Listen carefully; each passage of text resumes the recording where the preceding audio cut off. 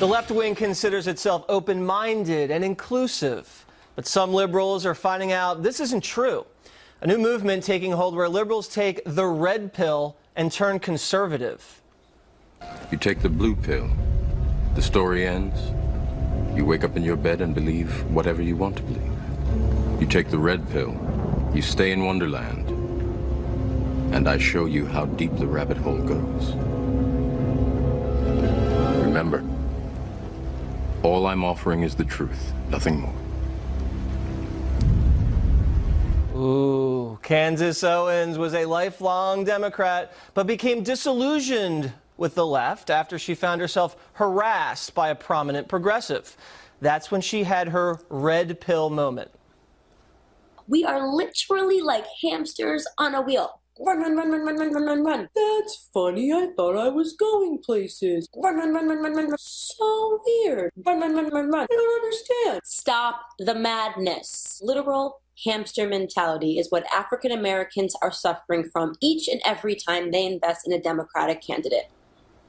Candace joins me now. So Candace, what do you mean by a hamster mentality with Black Americans? Well, with Black Americans, I mean, the main issue is that we keep voting Democrat and expecting different results. And in every major city where Democrats are running, like Chicago, it's a complete mess. I mean, it's an absolute disaster. And they make these false promises so that they secure our vote with all of these false promises. And the second that they get into the White House, they do absolutely nothing for African Americans but make sure that we remember that we're Black so they can play the same identity card the next election cycle. So when you tell your friends, do you still have liberal friends, or once you became conservative, did they disown you? I literally had to shed my cocoon and become a butterfly. I lost a lot of friends along the way. Well, that's not very nice, Yeah. though. They should have stuck with you if you guys were true friends. Well, you know how liberals are. They are the most accepting people in the entire world. Unless you think differently than them, then they have the right to kill you. Okay. So. Well, when you tell your formerly liberal friends this isn't working, maybe be more open-minded to President Trump or conservative candidates,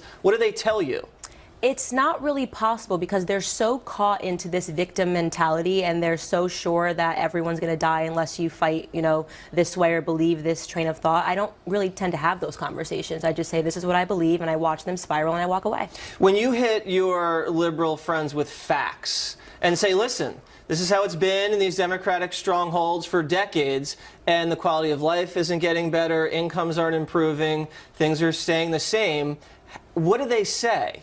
Facts are incredibly insulting to liberals. You have to understand that, okay? And I say all the time, facts don't care about your feelings. Yes. And that just sends them into a more downward spiral. So you cannot hit them with facts. That's the worst thing you can hit them with, actually. Okay. I've noticed that myself here on Fox News. All right, so as what did you call yourself, a recovering liberal, former liberal? Yeah, it's a 12-step program. Yeah. Okay. I'm a former liberal, and I'm never going back. Okay.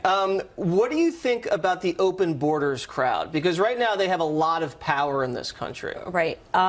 The concept of open borders is just absolute lunacy. It's amazing to me that people don't understand it. It's not like we have to really think too hard about what could happen if we open all of our borders. It's already happening. All you need to do is pick up a newspaper and see what's going on in Europe. So, I mean, it's just, again, leftist lunacy. Well, they don't usually learn the lessons from other countries. They look at Venezuela, it's socialism, it's all crumbling, but hey, let's try it here. Yep. Antifa. Very popular left-wing radical movement right now, very violent. As a recovering liberal, how do you feel about Antifa? I have a love-hate relationship with Antifa. You do? I love them because they are like a PR firm for conservatism. Okay. You know what I mean? So they are out there. That is true. And they will red pill way more people than I ever could. You know? That's right. And on the hate side, they're a terrorist group. So. You really think they're a terrorist group? So you think they should be designated a terrorist group by the Department of Homeland Security? Absolutely. There are images of them beating people that are in wheelchairs, okay, because they don't like the way they think. I mean, what more do you need to be designated as a terrorist group in this country? Yeah, we saw some, I think, veteran in a wheelchair being harassed and humiliated by some of these savages. Unbelievable stuff. Well, you didn't actually take a pill, did you? No. Okay, I didn't good. take a pill. Just wanted to make sure. Candace, thank you very much. Absolutely.